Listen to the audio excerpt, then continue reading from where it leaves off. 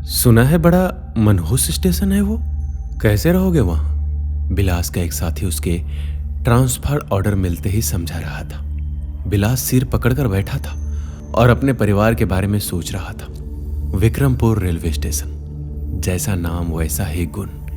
कहते हैं भूतहा स्टेशन है वो, लेकिन किसी ना किसी को तो जाना ही होगा। जब स्टेशन है तो पिछले वाले स्टेशन मास्टर की हार्ट अटैक से मौत हो गई थी। कौन जाने भूतों ने ही मिलकर मारा हो या किसी इंसान ने। सब सामान बांधकर बिलास ज्वाइनिंग के लिए निकल पड़ा। बच्चों की पढ़ाई डिस्टर्ब ना हो इसलिए उसने परिवार शहर में ही छोड़ दिया। बीवी को बिना डराए और सच्चाई बताए वह विक्रमपुर रेलवे स्टेशन पहुंच गया। फतेहाल स्टेशन था वो। उसके लिए एक छोटा सा कमरा और उससे भी छोटा टिकट घर था। मजे की बात यह थी कि ज्यादातर ट्रेनें उस स्टेशन पर रुकती ही नहीं थी। इस कारण से रात में सन्नाटा और बढ़ जाता था। टिकट वाला भी शाम होते ही घर निकल जाता और स्टेशन पर बस स्टेशन मास्टर रह जाता था। पहले ही दिन बिलास को पता चला कि स्टेशन कब्रिस्तान से सटी हुई जमीन पर बना है। प्लेटफॉर्म पर खड़े होकर उसने यहां वहां देखा। दूर दूर तक खेत दिखाई पड़ रहे थे और एक तरफ रेलवे फाटक के पास दो गुमटियां। प्लेटफॉर्म पर आने पर कुछ हलचल होती और फिर सन्नाटा पसर जाता। गर्मी की दोपहरी में सड़क पर भी कम ही लोग दिखाई दे रहे थे। टिकट क्लर्क पास के गांव में ही रहता था। उसने पहले दिन मास्टर साहब के रात में खाने पीने का इंतजाम कर दिया।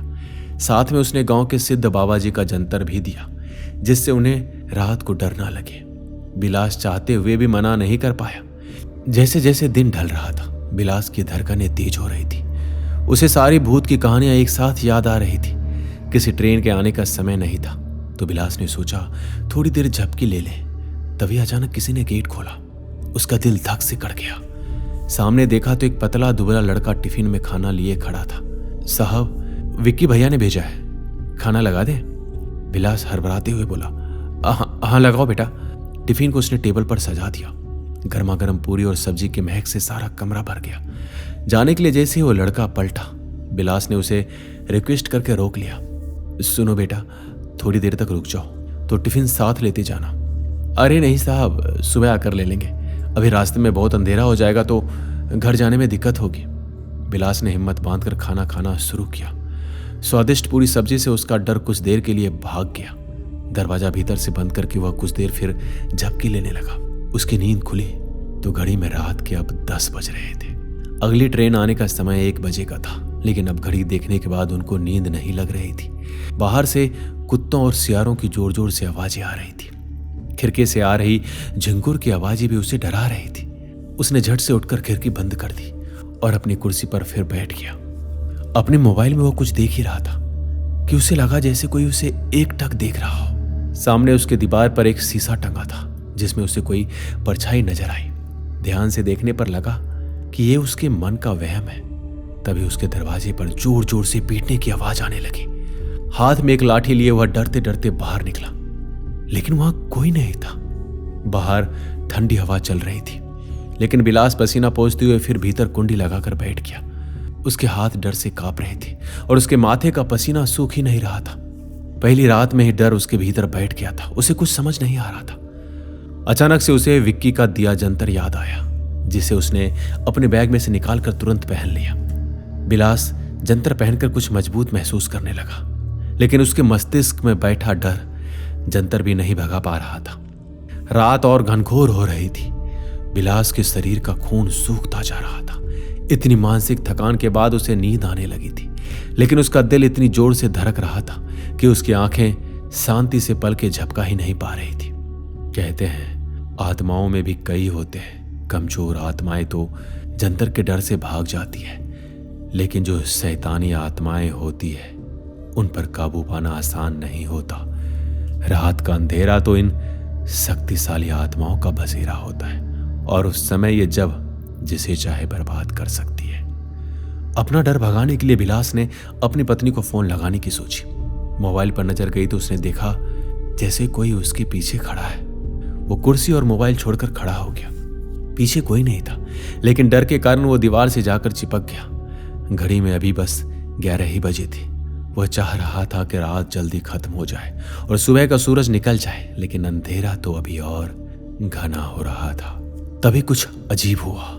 अचानक से बिलास के सामने एक एक करके कई लोग प्रकट होने लगे। सबकी आंखें अजीब सी रोशनी लिए फटे पुराने कपड़ों से आ रही बदबू से पूरा कमरा भर गया। सब जोर जोर से चिल्लाने लगे। बिलास भी जोर से मदद के लिए चिल्ला रहा था।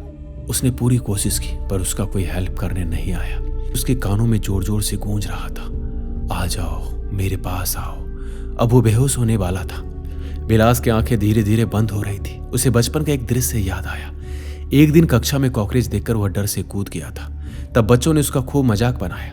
रोते रोते जब वह घर पहुंचा तब माँ ने बड़े प्यार से समझाया कि डर को अपने से ज्यादा मजबूत मत होने दो। डर डर के जीने के लिए इंसान पैदा नहीं हुआ। आसमान से लेकर समंदर की गहराइयों को मापने वाला इंसान अगर डरने लगे तो इंसानियत का अस्तित्व ही खत्म हो जाए। उसके मस्तिष्क में उसकी माँ की आवाज गूंजने लगी, उठो बेटा, डरो मत। उसके छोटे बच्चों की तस्वीरें तैरने लगी जो उसके घर न आने पर आंसू बहा रहे थे। बिलास ने अपनी बंद होती आंखों को पूरा जोर लगाते हुए खोला और चिल्लाया, भाग जाओ यहां से। और वो पागलों की तरह हाथ पैर मारता हुआ उन आकृतियों के बीच जाकर उन्हें मारने लगा। कुछ देर में सन्नाटा छा गया। कमरा एकदम खाली हो गया। अब घड़ी में 12 बज रहे थे। शरीर में इतने डर घुसने के कारण अब बाथरूम जाने की जरूरत पड़ी जो बाहर प्लेटफॉर्म पर था। पूरी हिम्मत और जोश के साथ वह बाहर निकला। दरवाजे में बाहर 2 कुंडी लगाकर सीधे शौचालय की ओर भागा। भीतर बैठे बैठे डरने लगा मानो रोशनदान से कोई आदमी भीतर झांक रहा हो। अपने डर पर काबू पाकर वो बाहर निकला। बाहर कुछ नहीं था। उसने प्लेटफॉर्म पर नजर दौड़ाई तो एक बल्ब जो हवा के कारण नाच रहा था और उसके आसपास दूर दूर तक बस अंधेरा था। थोड़ी देर के लिए उसने प्लेटफॉर्म पर टहलने की सोची। कितना खूबसूरत लग रहा था उसे वो सुनसान स्टेशन, शहर की भागदौड़ से दूर। तभी उसे लगा कि जैसे प्लेटफॉर्म की बेंच पर कोई महिला बैठी है। पास जाने पर उसने देखा वह सिर झुकाकर रो रही है। बिलास को समझ नहीं आया कि उसका भ्रम है या सच। फिर भी उसने हिम्मत करके पूछ लिया, क्यों रो रही हो बहन? उसकी आवाज सुनते ही उस औरत ने सिर उठाया। बालों से उसका आधा चेहरा ढका था और फिर भी उसका जला हुआ हिस्सा साफ दिख रहा था। बिलास को डर लगा। वह भागना चाहा लेकिन ना जाने कोई ताकत ने उसे भागने ही नहीं दिया। मेरे घर वालों ने मुझे जला दिए हैं बाबूजी, उनको कौन मारेगा? मेरा बदला कौन लेगा? वह औरत ऐसा कहते कहते जोर से धार मारकर रोने लगी, फिर धुआं बनकर उड़ गई। बिलास पसीना पोंछते हुए भीतर कमरे में आया और लाइट और झंडा लेकर फिर प्लेटफॉर्म पर चला गया। दोस्तों, हम इसके अंतिम भाग में जानेंगे कि इसके बाद बिलास के साथ क्या हुआ और वह इन सब चीजों से कैसे बचा। क्या उसने उस औरत का बदला लिया? जानने के लिए देखते रहिए डर्टी इंडिया। मिलते हैं अगले पार्ट में। अपना ख्याल रखिएगा।